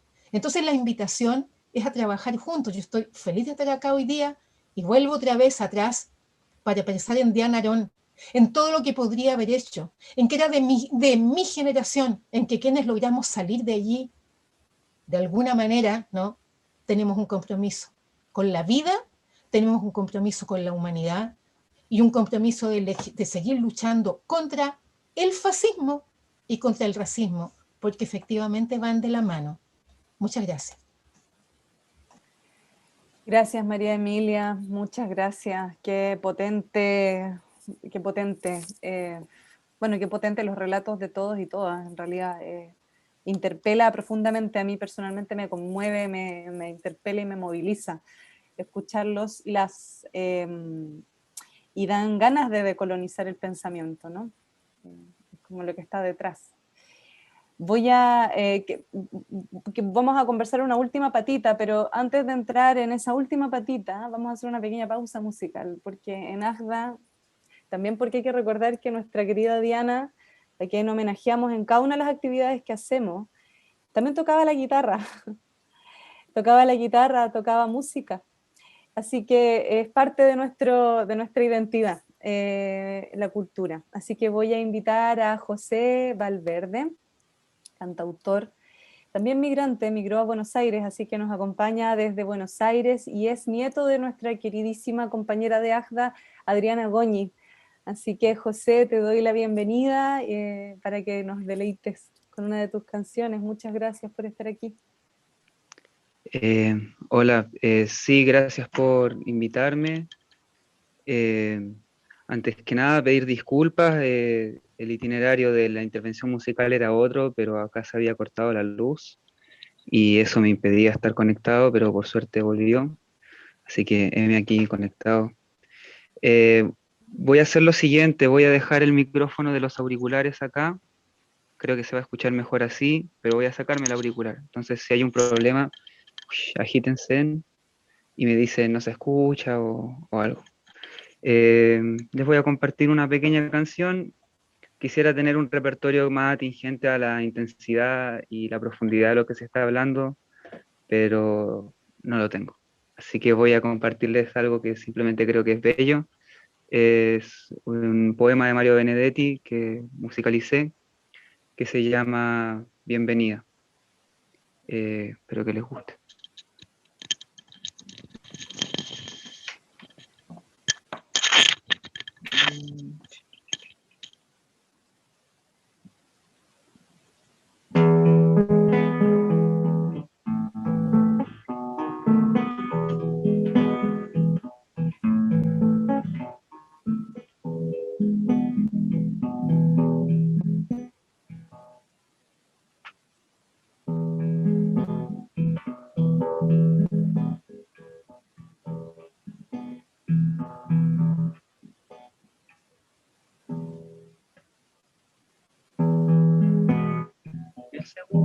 seguro que vas a llegar distinta, no exactamente más linda, ni más fuerte, ni más dócil, ni más cauta, tan solo que vas a llegar distinta. Como si esta temporada de no verme te hubiera sorprendido vos también, quizás porque sabes cómo te pienso y te enumero. Después de todo, la nostalgia existe, aunque no lloremos en los andenes fantasmales, ni sobre las almohadas de candor, ni bajo el cielo opaco. Tu rostro es la vanguardia, tal vez llega primero porque lo pinto en las paredes con trazos invisibles y seguros. No olvides que tu rostro me mira, como pueblo sonríe, rabia y canta como pueblo, y eso te da una lumbre inapagable. Ahora ya no tengo dudas, sé que vendrás distinta y con señales, con nuevas, con honduras, con franquezas. Sé que voy a quererte sin preguntas, sé que vas a quererme sin respuesta. Me pregunto si vas a llegar distinta.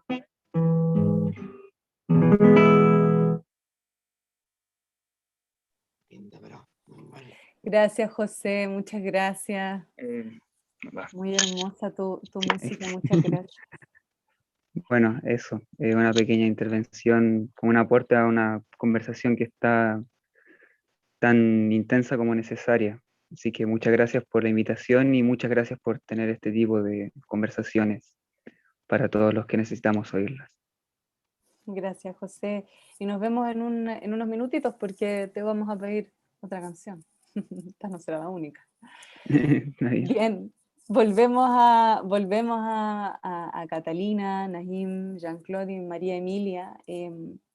Después de esta primera intervención tan potente y tan provocadora, creo yo, a la acción, vamos a irnos a la acción, a esta tercera parte, antes de pasar a conversar con las personas que quieran, quizás hacer algún comentario, hacer alguna pregunta, que hemos denominado imaginar un futuro conjunto.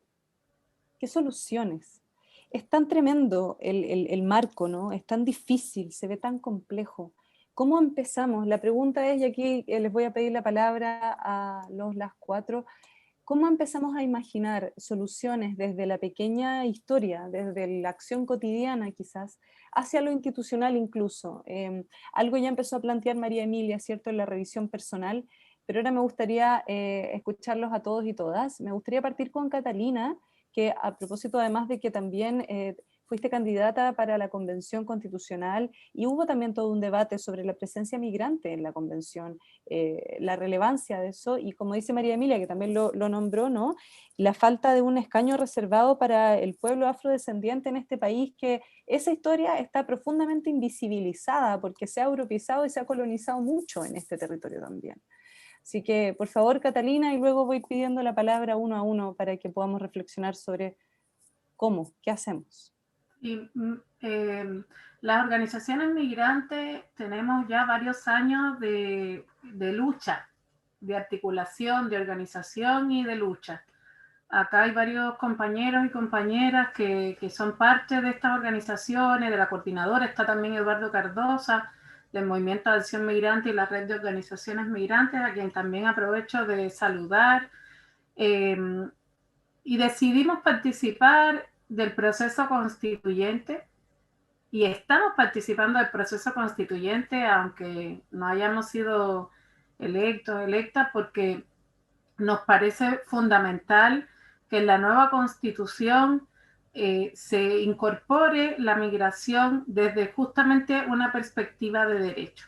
Y eso no lo podíamos hacer desde nuestra perspectiva como Coordinadora Nacional de Inmigrantes si no éramos parte de ese debate.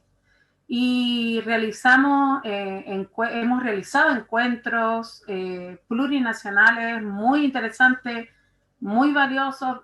Hemos sistematizado los resultados de esos análisis, de esas propuestas, y también hemos construido una articulación muy, muy interesante e importante que es con chilenos y chilenas en el exterior, que se llama Chile Migra.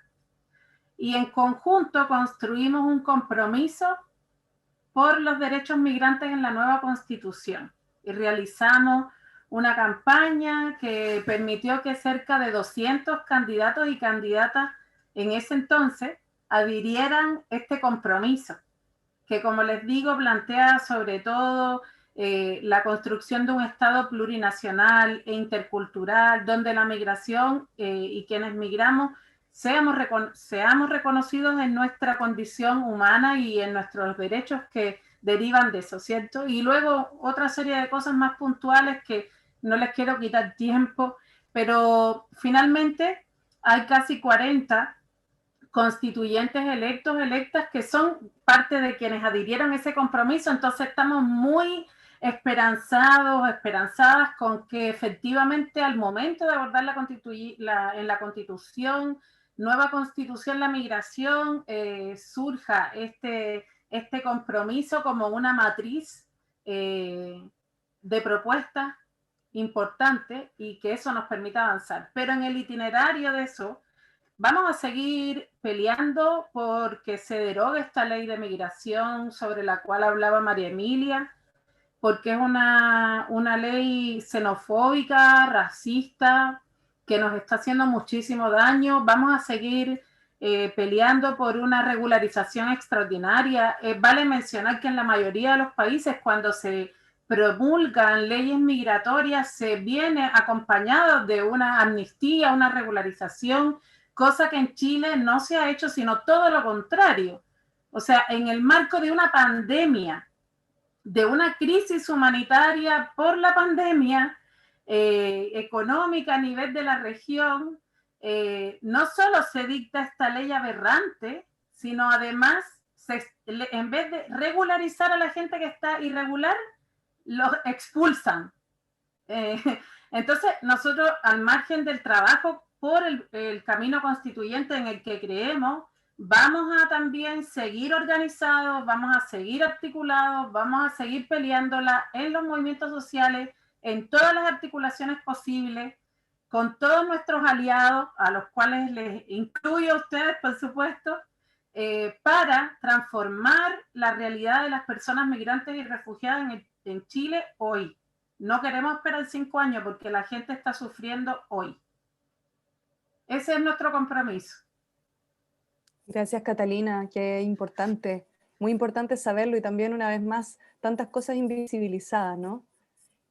Así como esto que cuentas, al menos yo no me había enterado con el bombardeo de información que tenemos permanentemente, me parece muy importante saberlo. Gracias. Najim, me gustaría invitarte a ti ahora a comentar qué imaginas como posibles soluciones, posibles acciones. Mira, sí, me uno a las palabras de mi compañera Catalina. Yo creo que la Convención Constituyente es fundamental para empezar a jugar a determinar nuevas formas de relacionarnos y darnos cierta representatividad a nosotros los migrantes.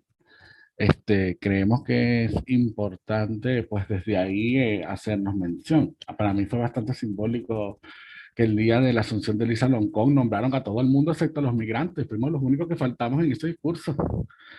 Y eso, queremos tener como esa participación, esa recomendación, que nos nombren y que no solo nos usen políticamente de acuerdo al interés de cada bando en particular, pues, por lo menos en el caso de la población venezolana, está súper asumido, pues que para la derecha todos los venezolanos somos chavistas, maduristas, subversivos, y para la izquierda todos somos benefachos, que porque amamos a la derecha, cosa que no es cierto, cosa que hay mucha diversidad entre medio, hay...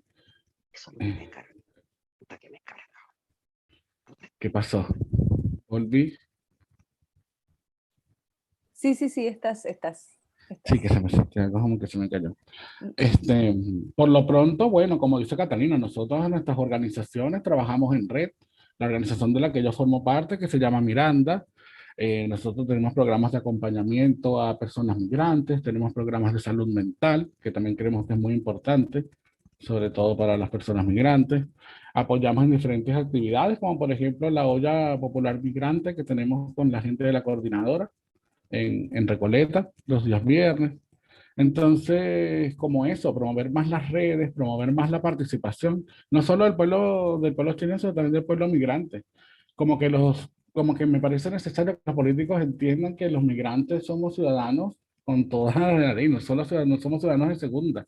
Nuestros derechos también valen, y al igual que cualquier otra persona. Defender los derechos humanos por encima de cualquier circunstancia, sí. Para mí es como el eje central de esto. Y bueno, desde ese punto de vista, una integración intercultural real, pues, que yo creo que se da en los pueblos más naturalmente, así como hoy en día vemos a chilenos desayunando arepas y a venezolanos desayunando sopaipillas. Yo creo que es lo más cotidiano que uno ve en la calle el día a día. En eso estamos, así que bueno, esperamos que el país sea mejor para todos realmente, porque si decidimos Chile para vivir, queremos que Chile sea un mejor país. Eso nos va a beneficiar a todos sin duda alguna, y estamos poniendo nuestro grano de arena para eso.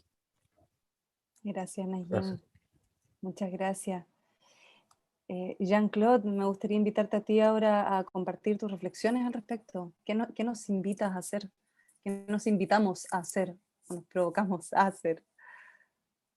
¿Sí estás ahí? Sí. Sí.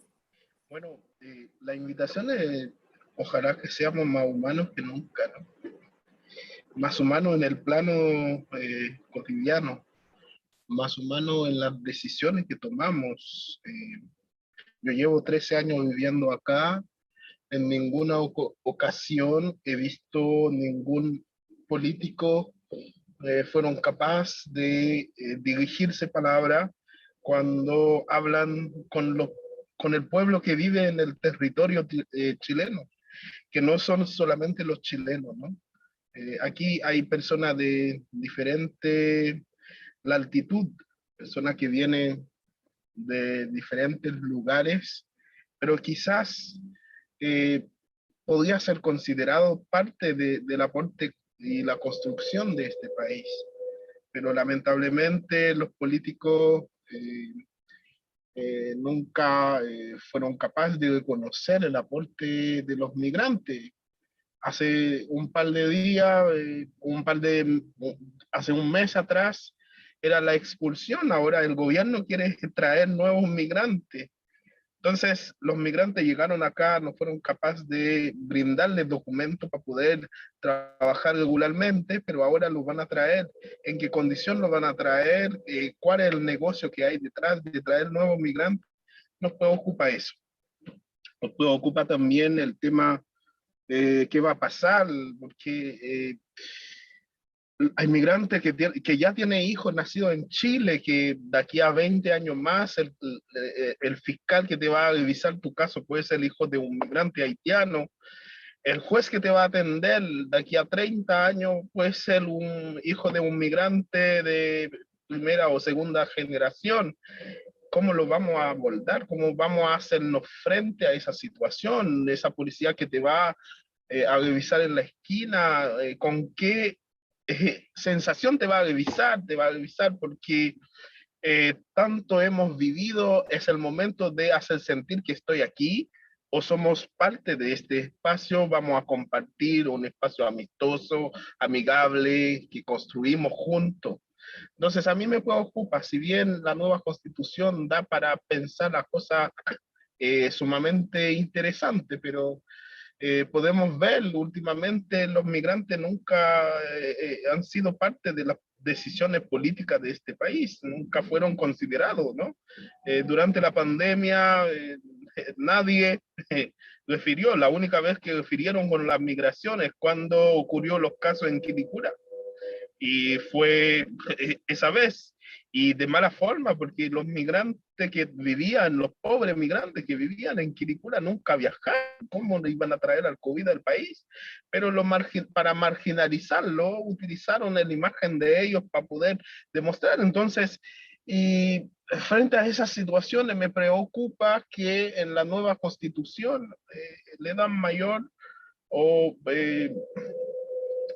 cavidad a ese racismo profundo que está en la entraña de la sociedad, que es un racismo encubierta, maquillada. Nos reímos, pero al fondo no es que queremos reír, no nos ponemos en pena, no es porque queremos ponernos en pena, porque realmente es la cara que nos ponemos, porque es la que nos sirve. Entonces eso es lo que a mí me preocupa, que la sociedad sigue viviendo lo que lo que venían denunciando hace años, ¿no? Hoy en día la nueva ley migratoria, siendo que estamos hablando de el tema de género, el tema de paridad de género, el tema de derechos humanos, el tema de el respeto a ciertos grupos, pero en la nueva ley migratoria que se aprobó hace casi 4 meses atrás, no tiene nada de enfoque de género. O sea, ¿de qué estamos hablando? ¿Y qué me asegura que la nueva constitución va a mejorar eso? Lamentablemente tengo esa duda. Porque si la nueva ley migratoria que se publicó, se aprobó con senadores y diputados hace 4 meses atrás, no fueron capaces de ponerle foco sobre los derechos de los niños o de la niñez, y no me asegura que la nueva ley o la nueva constitución va a poner énfasis en la niñez, en la mujer, en los derechos de la migración, y en que las personas es persona porque es una persona, no tiene más explicación, es una persona, y independiente de dónde viene, de su cualidad personal, es una persona. Y eso me preocupa. No es alentador lo que estoy diciendo, pero debo manifestar la preocupación. Sí, de todas maneras. Gracias, Jean-Claude. Y creo que tu preocupación invita a pensar, así que me parece que es muy atingente. Invita a como visibiliza y por ende invita a pensar, ¿no? Y a intentar quebrar fronteras, a intentar decolonizar un poco el pensamiento, que yo creo que lo tenemos tan colonizado por la idea del Estado-Nación hoy en día. María Emilia, te doy la palabra a ti, por favor, para ir cerrando esta tanda de conversación sobre cómo seguimos. Sí, yo creo que ya se ha dicho bastante, ¿no? Mis colegas ya han agregado tantas cosas que no sé qué podría agregar yo. Yo me gustaría decir lo siguiente. Primero, si estamos hablando de deshumanización, que efectivamente es un proceso que se ha llevado a cabo históricamente, pero con la llegada de las personas migrantes, esto realmente ha tenido distintas aristas de violencia. Hay que trabajar por la humanización. Y eso implica, primero, considerar que toda persona migrante es esencialmente un trabajador, una trabajadora, hace parte de nuestra clase trabajadora. Y por lo tanto hay que considerarlo, hay que hacerlo, hay que saber que es una persona más, como dice Jean-Claude, que hace parte de esta clase trabajadora. Y pienso entonces en el estallido, ¿no? En el rol que jugaron y que juegan hasta el día de hoy las personas migrantes, cuando usted compra benzina, cuando usted va a un supermercado, cuando usted pide su comida a la casa, cuando usted ve quiénes limpian los hospitales, quiénes están trabajando en el Instituto Médico Legal, quiénes están en las instituciones, pero son personas migrantes. Muchos de ellos y muchas de ellas sin posibilidad de revalidar sus títulos, sin posibilidad de reconocimiento de su conocimiento. Y cuando se les revalida, quedan siempre en la duda, como si lo que hacen tuviera que quedarse entre paréntesis, porque a lo mejor no es tan bueno como el que hace un chileno o una chilena. Es decir, eso implica un trabajo profundo por ese lado primero, pero que creo que tiene mucho que ver con, voy a ponerlo en dos lugares. Una, el trabajo que se hace con las organizaciones sociales de base, donde nosotros trabajamos con ollas comunes, trabajamos con campamentos, trabajamos con la Fundación Gente de la Calle, en donde efectivamente ese sufrimiento cotidiano y brutal es compartido por personas chilenas y personas migrantes. Eso por una parte. Y por el otro lado, cuando pienso en la institución de donde yo vengo, que es la Universidad de Chile, es imprescindible, pero ultra necesario que haya una formación, que haya un conocimiento, que hayan estudios sobre lo que implican los países de donde proceden las personas migrantes en toda el área educativa, desde el preescolar hasta la universidad, para que se enseñe a no discriminar, por una parte, para que profesores y profesoras trabajen en torno a eso desde la niñez, para evitar lo que se enseña en la casa, contra esto, contra el otro, pero por el lado de la universidad se tiene que formar a los profesionales, para que no de manera discrecional psicólogas, por ejemplo, o psicólogos, profesores, o pienso también en trabajadores sociales, se permitan hacer informes discrecionalmente para sacar a los niños de su familia y mandarlas a las instituciones del Sename. Esas personas tienen que haber tenido estudios para comprender cómo son las cosmovisiones de otros países, de qué manera se trata el cuerpo, cuáles son las medicinas que se usan. Y en esto olvidamos lo que es nuestra propia sociedad chilena, en donde efectivamente cómo se cura, ¿no? Cómo se cura en Rapa Nui, cómo se cura en el Gualmapu, cómo se atiende al cuerpo en las comunidades afro-chilenas o en el mundo aymara o en el mundo quechua o en el mundo diaguita, ¿no? Y efectivamente, eso que se ve, ¿no? En el otro, en ese otro que se construye como un enemigo, hay que mirar cómo hemos construido nuestros enemigos al interior de este propio país. O sea, enemigos por todos lados, y hay que preguntarse por qué.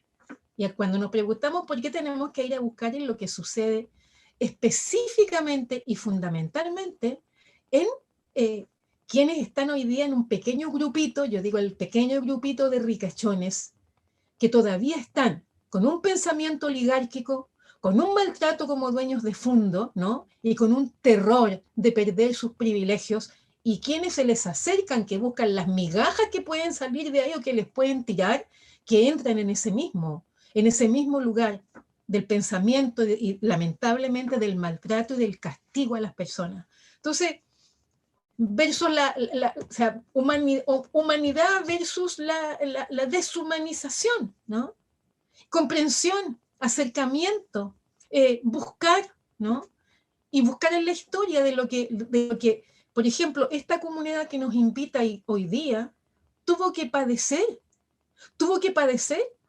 ¿Cuánto tiempo? ¿No? O sea, eso es imposible que se pueda sacar de esa historia como para poner ahí la palabra olvido, y termino diciendo que cuando efectivamente se dice demos vuelta a la página, que yo le llamo el volteo de la página de la historia, es justamente lo que Benjamin nos invita a peinar la historia a contrapelo, ¿no?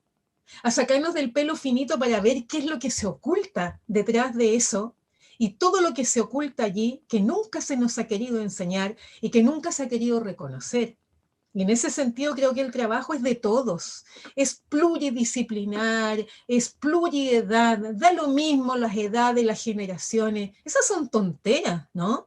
Es decir, usted no sabe nada porque está muy joven, o usted ya está muy viejo y ya está como declarado para que no exista más en un rato. Y efectivamente vemos entonces que estas separaciones, estas diferenciaciones le hacen mucho daño, ¿no? A la vida democrática, a la vida en común y al reconocimiento de las personas. Y efectivamente, como dice Jean-Claude, vamos a ver qué es lo que ocurre en 10 años, ¿no?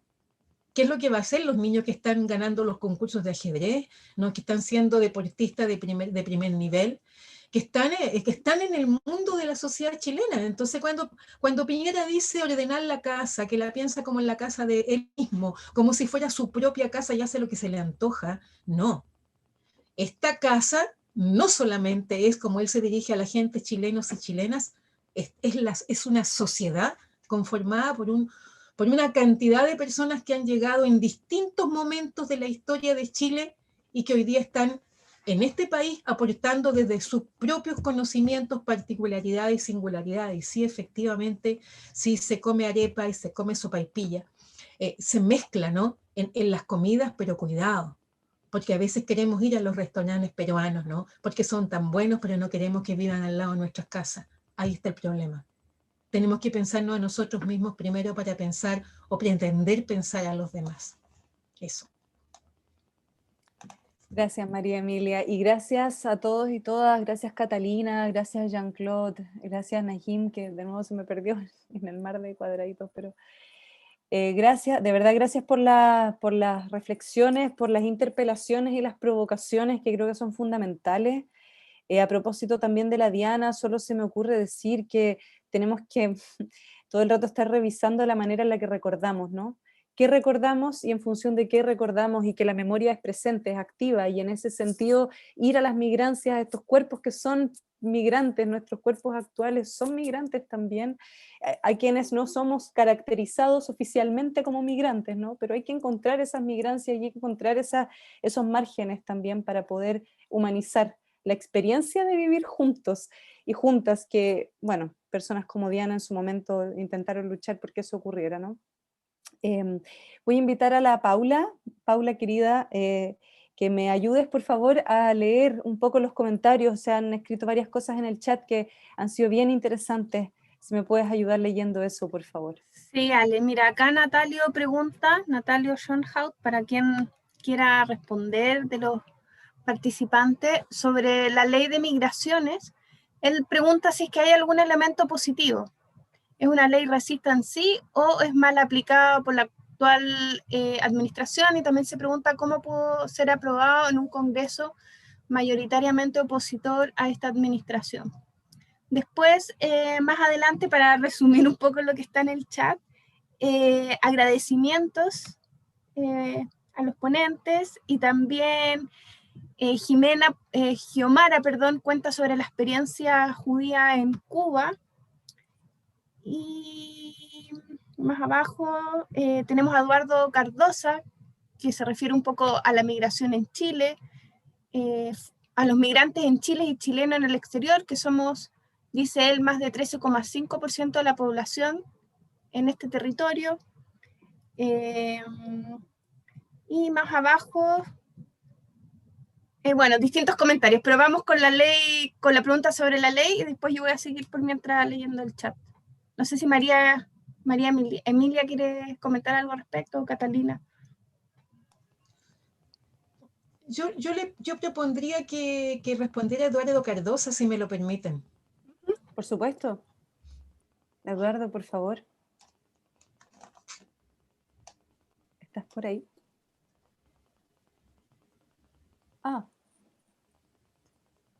Eduardo, creo que no te escuchamos, o soy solo yo.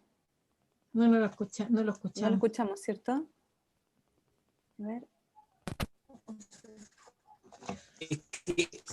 No. Es que no estaba preparado para hablar. Está con problemas. No. Escuchamos con mucho problema de señal. Lamentablemente. ¿Escuchan? ¿Hay mejor? ¿Hay mejor? ¿Quizás por ahí? Está muy... No. Está mala la señal. O sea, mira, yo puedo decir algunas cosas breves. Yo y Catalina también tiene muchas cosas que decir. Son tantas las cosas a decir sobre esta ley. Está muy inestable la conexión. Primero, es una ley que se hizo apurada. Se apuró cada vez que se intentaba una posición pro derecho, ¿no? Dentro de algunas personas del Congreso, ¿no? Inmediatamente recuérdense que Piñera le ponía vetos cada vez que se quería avanzar en algún punto. Ponía vetos y decía que no, y no lo permitía. Y además lo dijo públicamente, que él no iba a aceptar que se cambiara absolutamente nada. Nosotros tuvimos ahí una gran lucha, ¿no? Y logramos, por lo menos en 7, no me acuerdo cuántos puntos fueran, Catalina, me acuerdo que estuvimos ahí para intentar al menos cambiar el modo en que se estaba tratando a los niños, porque quedaban sin ningún derecho los hijos e hijas de inmigrantes, estaban en una situación muy grave. Pero además hay que decir algo que a mí me parece que es lo más grave. algo se dijo acá, pero es que la ley migratoria genera irregularidad. Eso es lo más grave. Y efectivamente esa irregularidad se vuelve sistemática, pero está generada por la propia ley. Doy un solo ejemplo, cuando se llama a la gente a autodenunciarse, diciéndoles que las van a regularizar, las personas llegan a hacer ese trámite y las toman detenidas y las expulsan. Entonces, una ley migratoria no puede permitir, porque además es ilegal, son ilegales las expulsiones masivas. Y recuérdense que la expulsión fue hecha, a las personas se las sacó de sus casas entre gallo y medianoche, los viernes y los sábados a la amanecida, se las sacó como en otras épocas, ¿no? En pijama muchas de ellas, porque estábamos conectados con esas familias. Se las sacó en esas condiciones, ¿no? Con los niños escondiéndose en los closets y en los ropeos, porque estaban con pánico que se los llevaran o que se llevaran a sus padres. Fue muy traumática la salida, la gente sigue siendo así. Luego se les llevaron a lugares parecidos. En el norte fue a un estadio, cuestión que nos llevó a muchos recuerdos, ¿no? Y luego de eso se les vistió de blanco a todos. No se les permitió llevar sus cosas. Además de eso se les puso un chaleco reflectante con una X en la espalda y se les esposó. La gente salió de Chile esposada. Todos. Entonces, en ese sentido, bueno, podríamos entrar, porque efectivamente la ley tendríamos para hablar horas, porque nos hemos dedicado a ver artículo por artículo, pero lamentablemente lo que sacamos en claro de ella es que genera irregularidad. Y eso es lo que nos parece extremadamente grave. Sí, solo mencionar que realmente la ley de migración da para un conversatorio dedicado a eso. Absolutamente de acuerdo con lo que plantea María Emilia, además decir que ha significado un detrimento en los derechos. Y eso es muy complejo. O sea, hay derechos que estaban ya en la ley anterior, que digamos era una ley de seguridad nacional de extranjería, no era una ley de migración, y aún así hay cosas que se han perdido en relación a esa ley, como por ejemplo poder cambiar el estatus migratorio una vez estés en el país. Eso ya no se va a poder hacer. Son muchos aspectos, y como dice María Emilia, varias organizaciones llevamos esta ley al Tribunal Constitucional, que nadie podría decir que es, digamos, el progresismo institucional, y el Tribunal Constitucional nos dio la razón al menos en 6 artículos que consideró inconstitucionales. Uno de ellos, por ejemplo, permitía la expulsión de niños y niñas del territorio nacional, por mencionar algo. Entonces, cuando hablamos de que esta es una ley que no tiene realmente en su construcción más gruesa, a pesar de que en el discurso lo plantea, no tiene un enfoque de derecho, no se ajusta a derecho, es por justamente todo esto que estamos planteando ahora. Pero como digo, da para una conversación larga y tendida. Es una ley que se hizo sin considerar, como decía María Emilia, las posiciones, perspectivas y opiniones de las comunidades y organizaciones migrantes. Y bueno, desde ese lugar se permitió una visión xenofóbica y racista e inhumana.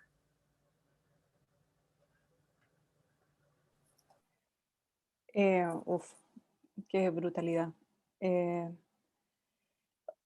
Sí, en realidad como merecería un conversatorio en sí mismo el tema de la ley, es verdad. Pero gracias de todas maneras por la respuesta. Paula, ¿quieres seguir leyendo algunos otros comentarios? Ya no hay más preguntas. Judith Bressler cuenta un poco de su propia experiencia y agradece también el encuentro. A la vez que Eugenia Aranguis, Miguel Ángel Arredondo, y en general son muestras de agradecimiento y de cariño por la actividad. Gracias, muchas gracias. Y bueno, vamos cerrando ya esta importante conversación que ha sido más que solo una exposición, ¿no? Ha sido una invitación a movilizarnos, a movernos y a ver, y para recordar, y para poder utilizar la memoria hay que saber, hay que informarse y hay que ver.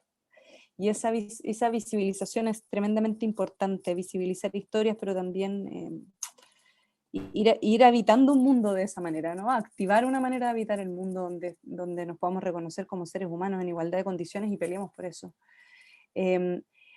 Para cerrar, bueno, les agradezco profundamente una vez más sus palabras, su presencia, a María Emilia, a Catalina, a Jean-Claude, a Nahim. Les agradezco muchísimo todas las invitaciones que nos han hecho, las interpelaciones que nos han hecho, todo lo que nos han hecho reflexionar y lo que nos han hecho pensar hoy. Les recuerdo que este encuentro lo vamos a subir a nuestro YouTube, al YouTube de AJDA. Nuestra agrupación ha hecho varias actividades, principalmente el año pasado, hemos hecho algunas declaraciones también respecto a diversos temas, así que están todos y todas muy invitados a seguirnos en principalmente Facebook, digámoslo, tenemos un Instagram que ahí, pero Facebook sí o sí, también está nuestro YouTube, nuestro canal de YouTube, donde pueden encontrar todas las actividades que hemos hecho, pueden revisar esta misma y otras.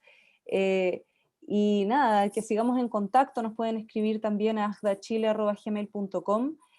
Siempre están muy invitados y invitadas a contactarnos y a sugerirnos, quizás también, interpelarnos también. Creo que es bueno movilizarnos.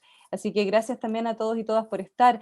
Pero no nos vamos a despedir así nomás. Quiero invitar a José nuevamente. José, ¿estás ahí?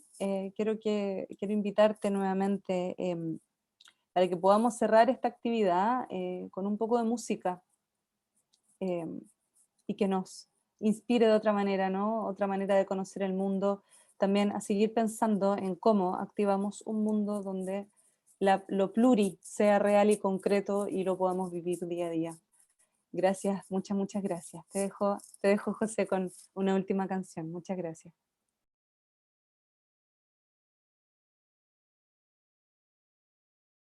Estás silenciado. Así que para poder escucharte. Eso. Sí, perdona. Sí, bueno, gracias de nuevo a ustedes por la invitación. Gracias por todo lo que alcancé a escuchar desde que me sumé a la reunión. La verdad es que es tremendo pensar cómo lo distinto, lo otro, nos delata con sus diferencias y nos desnuda con sus similitudes y nos quita la serenidad. Y para las personas que padecemos la quietud y lo doloroso de lo inamovible, que nos quiten la serenidad es un regalo. Y quienes están en el lugar contrario, en el lugar de la quietud, es porque les conviene.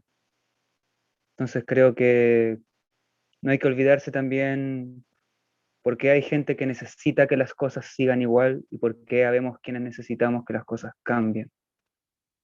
En ese ánimo, como el último bloque se llamaba Lo que imaginábamos, quería compartirles algo que había escrito para otro motivo, pero creo que calza bastante bien, si bien no tiene un enfoque a la migración, sí tiene un enfoque hacia eso de perder la serenidad y la quietud. Voy a de nuevo sacarme el audífono, así que si empieza a pifiar algo, se mueven así. Por ejemplo, tengo a Martín Hirsch en la pantalla, así que lo encargo a él de que si suena mal, tiene que agitarse. Bueno. Desde el dolor de su historia, el pueblo al fin se levanta, para cantarle al futuro alza su voz de giganta. Un prodigio popular octubre nos ha traído, yo no sé si estoy dormido o es un sueño al despertar.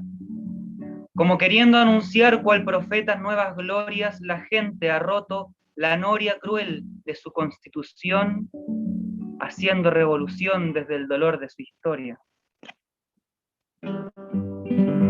Sueñan de un país que encierra raíces entrecruzadas, de culturas que hermanadas cuidan de su madre tierra, y que la palabra guerra no asoma en ni una garganta, porque lo sueñan, lo cantan por la playa, por el monte, y hacia ese nuevo horizonte el pueblo al fin se levanta.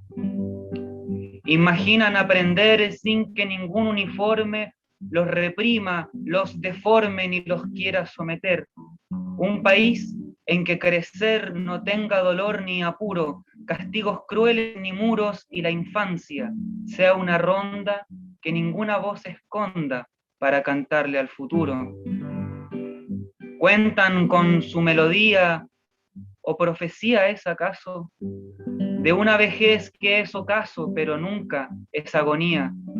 Su canción es rebeldía que a los canallas espanta, es una canción de tanta experiencia y juventud que al cantar la multitud alza su voz de giganta.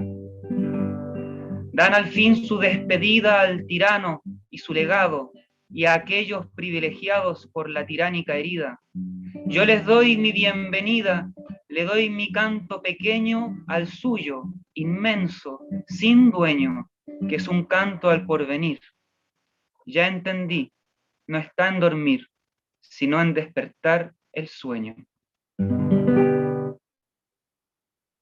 Y para terminar, una nota, qué sé yo, alegre, una canción bastante bella, sencilla y sin embargo profunda, de un cantautor uruguayo que se llama Gustavo Pena, y se llama Pensamiento de Caracol.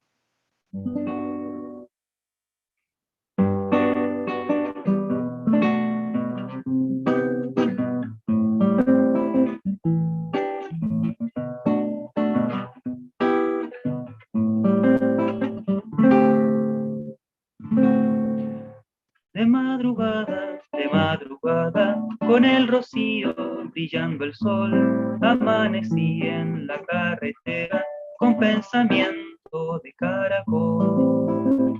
Me acompañaban por esta tierra mi humilde casa de cascarón, siempre a la hoja, mas no me importa, porque en mi hoja soy libre de los problemas de aquellos bichos que se disputan con gran pasión, unos papeles que yo no entiendo, por ellos viven sufriendo.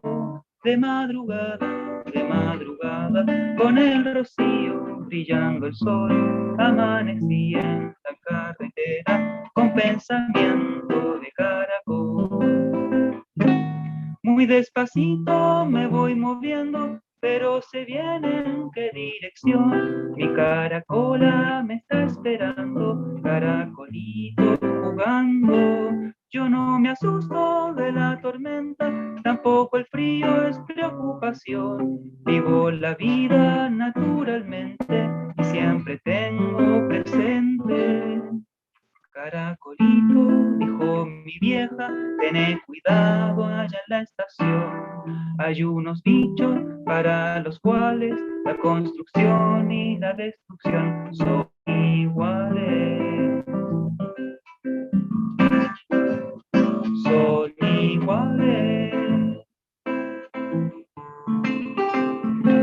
De madrugada, con el rocío brillando el sol, amanecí en la carretera con pensamiento de caracol.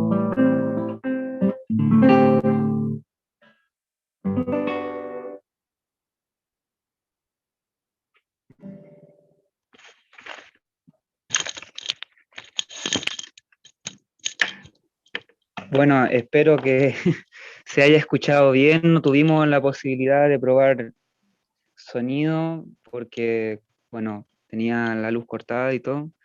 Espero haber sido una colaboración mínima para lo que sin duda fue una conversación profunda, necesaria y pendiente todavía, inconclusa. Esperemos que las cosas nuevas que se vienen se hagan cargo, aunque sea de comenzar un camino hacia un sentido común distinto, o al menos un desprecio a lo que por hoy entendemos sentido común. Gracias por la invitación nuevamente y nada, que tengan buenas noches. Gracias, José. Muchas gracias por tu música, por iluminarnos con eso también. Y muchas gracias a todos y todas quienes nos acompañaron hoy, sobre todo a nuestros invitados y invitadas. gracias por estar acá. Muchas gracias. Que tengan una buena noche y avanzar a un mundo más humano. Gracias.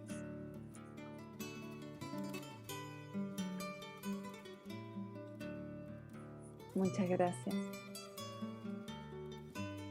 Gracias. Chao, gracias. Chao, gracias. Gracias. Chao. Muchas gracias. Muchas gracias. Me voy despidiendo. Gracias a todos. Chao. Gracias. Escuché. Hasta luego, que nos vemos en persona muy luego, antes que luego. Gracias. Excelente. Cuídate, Ale. Gracias. Gracias, Maxine. Hola, Sara.